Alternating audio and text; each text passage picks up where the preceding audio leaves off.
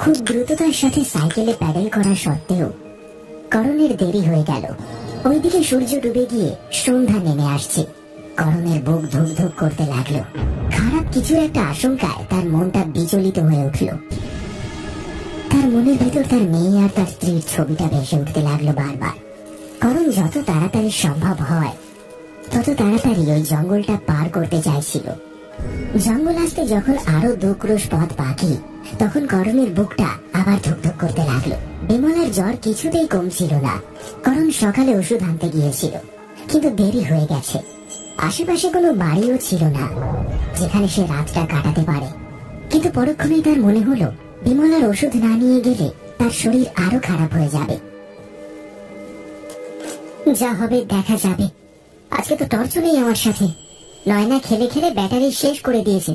করণ ভারী চিন্তায় পড়ে গেল। সে ফাঁকা জঙ্গলের রাস্তা দিয়ে যত তাড়াতাড়ি সম্ভব এগোতে চেষ্টা করলো। সে মনে মনে ভগবানকে স্মরণ করতে লাগলো। জয় হনুমান, জয় মহাবীর বাবা, জয় হনুমান। হঠাৎ তার ধুতিটা সাইকেলের প্যাডেলে আটকে গেল আর সাইকেলটা দাঁড়িয়ে পড়ল। সে চিন্তায় পড়ে গেল, কিন্তু তখনই কেউ সাইকেলের ক্যারিয়ারের উপর ধমাস করে এসে পড়ল। প্রচন্ড ভয় পেয়ে করণ তার চোখ দুটো বন্ধ করে ফেলল। তার গলা শুকিয়ে গেল, তার শরীরের পশম দাঁড়িয়ে গেল। একটা বাদরকে দেখে এত ভয়! সে নিজের মাথায় চাটি দিল, তারপর প্যাডেল থেকে ধুতিটা বের করে আবার চলতে লাগলো। অমাবস্যার কালো রাত আর ফাঁকা শুনশান রাস্তা, আর তার সাথে সাইকেলের ঘর ঘর শব্দ। পরিবেশটা প্রচন্ড ভয়াবহ ছিল। হঠাৎ করেই করণ তার পিছনে কারোর পায়ে চলার শব্দ শুনতে পায়, যেন কেউ তার পিছে চলছে। হঠাৎ করে পিছন থেকে একটা খুব সুন্দর আওয়াজ শুনতে পেল সে। দাদা দাঁড়ান! করণ ভয়ে পিছন দিকে আর তাকালো না। সে চলতে লাগলো। সেই আওয়াজটা আবার এলো। দাদা দাঁড়ান, আমায় সাহায্য করুন, আমি এখানে ফেসে গেছি, আমার স্বামী অসুস্থ, দয়া করে আমায় সাহায্য করুন। করণ আরো জোরে সাইকেল চালাতে লাগলো, আর তখনই কিছু পাথর খড়খড় করে গড়িয়ে গড়িয়ে সাইকেলের সামনে এসে পড়ল। করণ তাড়াতাড়ি ব্রেক করে কোনো মতে সামলে নিল। পাথর না সরিয়ে সাইকেল নিয়ে যাওয়া সম্ভব ছিল না। সে নেমে সাইকেলটা হাতে তুলে নিল, কিন্তু সেই পাথরগুলো পেরোনোর আগেই দুজন পথিক তার সামনে এসে দাঁড়িয়ে পড়ল। দুজনের বয়স হয়তো 35 থেকে 40 বছরের মধ্যে। মহিলাটির মাথায় একটা ঝুড়ি ছিল, আর কোলে ছিল একটা 8 মাসের ছোট বাচ্চা। আর সে একটা 5 বছর বয়সী মেয়ের হাত ধরেছিল। ঘোমটার আড়ালে তার অর্ধেক মুখই দেখা যাচ্ছিল, এবং তার থুতনিতে 3টে তারার মতো সুন্দর ছাপ দেখা যাচ্ছিল। মহিলাটি এগিয়ে এসে বলল, দাদা আমাদের সাহায্য করুন, আমার স্বামী অসুস্থ, হাঁটতে পারছে না, তাকে সাইকেলে নিয়ে নিন না। একটু দূরেই আমাদের বাড়ি, ওখানে আমার মা থাকেন, দয়া করে একটু পৌঁছে দিন, তাহলে ভারী উপকার হয়। করণ চিন্তায় পড়ে গেল। সে তার স্বামীর দিকে তাকালো। তার মাথায় একটা রাজস্থানী পাগড়ি বাঁধা ছিল, আর একটা লাঠির সাহায্যে চলছিল। করণ ভারী অবাক হলো তাকে দেখে। তারপর আমতা আমতা করে বলল, কত দূর আপনাদের বাড়ি? দেখুন আমার স্ত্রী অসুস্থ, আমায় তাড়াতাড়ি বাড়ি যেতে হবে। দাদা এই একটু দূরেই আমার বাড়ি, আপনার বেশি সময় লাগবে না। মহিলাটি বিনয়ের সাথে বলল কথাটা, তাই করণ না করতে পারল না। সে তার স্বামীকে সাইকেলের ক্যারিয়ারে বসার জন্য ইশারা করলো, আর লোকটা বসতেই যেন সাইকেলটা 100 কেজিরও বেশি ভারী হয়ে গেল।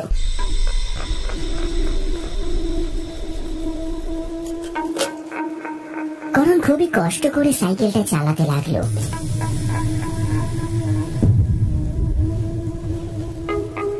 একটু পরে সাইকেল চালাতে অসুবিধা হওয়ার জন্য নেমে গিয়ে সাইকেলটা হেঁটে এগিয়ে নিয়ে যেতে লাগলো। মহিলাটির মেয়েটিও হাঁটতে পারছিল না, তাই তার অনুরোধে মেয়েটিকেও সাইকেলের সামনে রডের উপর বসিয়ে নিল।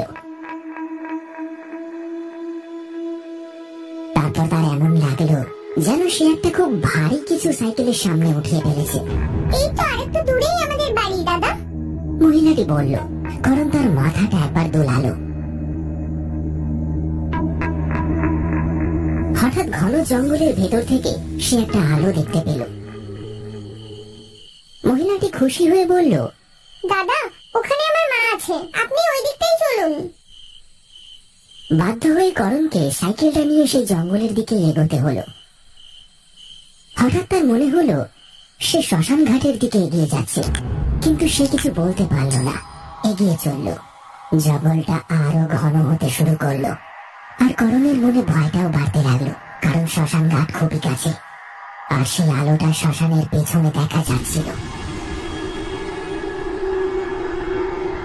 সেখানে পৌঁছতে গেলে শ্মশানের মাঝখান দিয়ে যেতে হয়।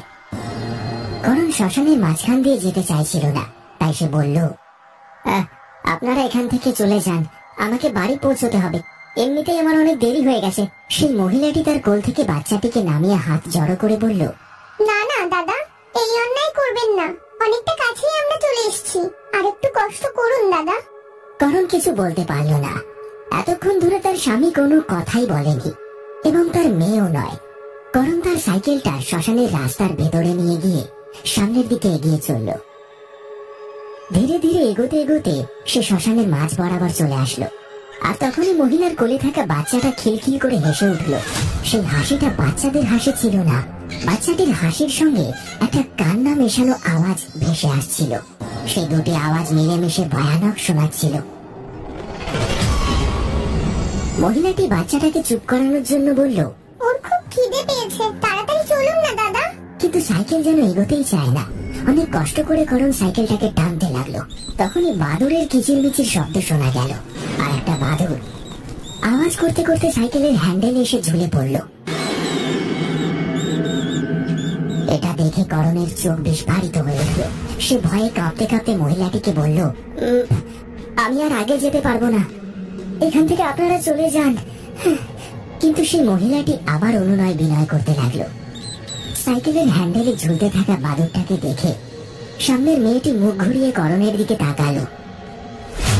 মেয়েটির চোখ দুটো দেখে মনে হচ্ছিল যেন চোখগুলো পাথরের। মেয়েটি সাইকেলের হ্যান্ডেল থেকে বাদুরটাকে ছাড়িয়ে নিল, তারপর এক অদ্ভুত আওয়াজে বলল, তুমি যাও, আমরা আসছি। করণ আরো ভয় পেয়ে গেল, কারণ সেই আওয়াজটা করণের কাছে চাবুকের মতো তীক্ষ্ণ লাগলো। ভয়ে তার হাড় হিম হয়ে গেল। আলোটা খুব কাছেই দেখা যাচ্ছিল। সে খুব দ্রুত সেখানে পৌঁছানোর চেষ্টা করছিল, আর তাড়াহুড়োয় তার পাটা একটা পাথরের মধ্যে গিয়ে লাগলো, আর পা কেটে গিয়ে রক্ত বেরিয়ে এলো। আর রক্ত দেখে মহিলার কোলের বাচ্চাটি আবার ভয়ানক ভাবে হাসতে লাগলো, আর কোল থেকে নিচে নামার জন্য চেষ্টা করতে লাগলো। তার দৃষ্টি একভাবে করণের পায়ের দিকে নিবদ্ধ। সে মহিলাটি কোন রকমে বাচ্চাটিকে সামলে নিয়ে বললেন, বায়না করো না, এক্ষুনি পৌঁছে যাব। একটু পরেই তারা সেই আলোর কাছে পৌঁছলো, আর পৌঁছতেই সে অবাক হয়ে গেল, কারণ তার সামনে রয়েছে একটা বহুকাল পুরনো ভাঙাচোরা বাড়ির ধ্বংসাবশেষ, যেটাকে দেখে আঁতকে উঠতে হয়। আশপাশটা ঝোপঝাড়ে ভরা ছিল, আর বাড়ির অর্ধেকটা ভেঙে পড়েছিল। আর সেই আলোটা ছিল একটা লণ্ঠনের, যেটা বাড়িটার পিছনে একটা পুরনো গাছের ডালের সাথে বাঁধা ছিল। সেই গাছটার নিচে একটা কালো কাপড় পরিহিত মহিলা বসে কান্না করে চলেছিল, আর তার সামনে একটা কাপড়ে মোড়ানো লাশ পড়েছিল। মহিলাটি সেই লাশটির সামনে বসে বুক চাপড়ে কান্না করে চলেছিল। করণ জিজ্ঞেস করলো, এটা কার লাশ, আর আপনি কাঁদছেন কেন? সেই মহিলাটি কান্না বন্ধ করে দিল, তারপর উঠে দাঁড়িয়ে বলল, তুমি নিজেই দেখো। করণ সাহস করে সেই লাশের উপর থেকে কাপড়টা সরিয়ে দিল, আর সে চমকে গিয়ে বলল, এটা তো আমার লাশ, কিন্তু কিন্তু আমি তো বেঁচে আছি। সে লাশের দিকে তাকিয়ে কথাটা বলল। পিছন থেকে মিলিত কণ্ঠস্বর বলল, আর তুমি জীবিত বাঁচবে না, এখানে যে আসবে সে আর বেঁচে ফিরতে পারবে না। করণ পিছে তাকিয়ে দেখল, ছোট বাচ্চা থেকে শুরু করে বৃদ্ধার হাতেও একটা করে বেলচা দেখলো সে। তারা হেলতে দুলতে খুব দ্রুত করণের কাছে এগিয়ে আসতে লাগলো। তাদের লাল লাল চোখ আগুনের মতো জ্বলছিল, আর সারা শরীরের বিভিন্ন জায়গায় কাটা চেরার দাগ, যেখান থেকে রক্ত ঝরে পড়ছিল। করণ কোনো মতে পালাতে চাইল, কিন্তু তখনই একটা গাছের ডাল করণের মাথার উপরে এসে আছড়ে পড়লো, আর সে একটা গর্তের মধ্যে পড়ে গেল। অজ্ঞান হতে হতে সে দেখলো সেই মহিলা আর তার পরিবারের প্রত্যেকে বেলচা দিয়ে তার শরীরের উপর মাটি দিচ্ছে। ধীরে ধীরে করণ মাটির নিচে তলিয়ে গেল। কিন্তু আজও রাতের অন্ধকারে সাইকেলের ঘর ঘর আওয়াজ আর সাইকেলের বেল শোনা যায়। করণ আজও রাত হলে তার স্ত্রীর জন্য ওষুধ নিয়ে যাওয়ার নাম করে রাস্তায় ঘুরতে থাকা মানুষের সন্ধান করতে থাকে, আর তাকে সেই শ্মশান ঘাটে নিয়ে আসে। এখন তার সাথে সেই রাজস্থানী পরিবারটিও থাকে। জঙ্গলের রাস্তা এখন ভুতুড়ে রাস্তা নামে পরিচিত। রাত করে সেদিকটায় এখন কেউ যায় না। শোনা যায় অনেক বছর আগে নাকি এক জমিদার এই বাড়িটা বানিয়েছিলেন আর নিজের পরিবারের সাথে সেখানে থাকতেন। রাজস্থান থেকে কিছু যাযাবর এসে ওই বাংলোর একটু দূরেই থাকতে শুরু করেছিল। তারা রাস্তায় খেলা দেখিয়ে আর মাটির পুতুল বিক্রি করে নিজেদের পেট চালাতো। সেই দুশ্চরিত্র জমিদার একদিন ওই যাযাবরের স্ত্রীকে ছল করে ডেকে তার ইজ্জত লুটে নেয়। আর সেই মহিলাটি যখন সবার সামনে জমিদারের সেই কুকীর্তির কথা বলতে চাইল, তখন জমিদার চোরের বদনাম দিয়ে বাড়ির পিছনে একটা গাছের নিচে পুরো পরিবারকে জ্যান্ত পুঁতে দেয় মাটিতে। তারপর থেকে এই মৃত্যু খেলা শুরু হয়। জমিদার পরিবারের প্রত্যেকটি সদস্য ওই যাযাবরদের পরিবারের প্রতিশোধের আগুনে জ্বলে পুড়ে ওই গাছের নিচে মাটির নিচে দাফন হয়ে যায়। সেই মৃত্যু মিছিল এখনো হয়ে চলেছে। কতদিন এটা চলবে সেটা জানা নেই।